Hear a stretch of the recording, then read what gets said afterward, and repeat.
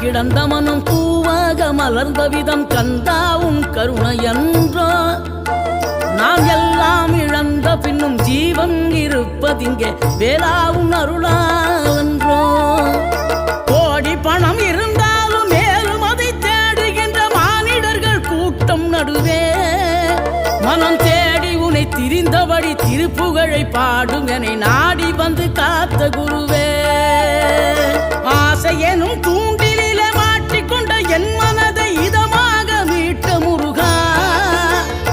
மோகமெனும் தீச்சுழலில் முங்கிவிட இருந்த என்னை முழுதாக காத்த இறை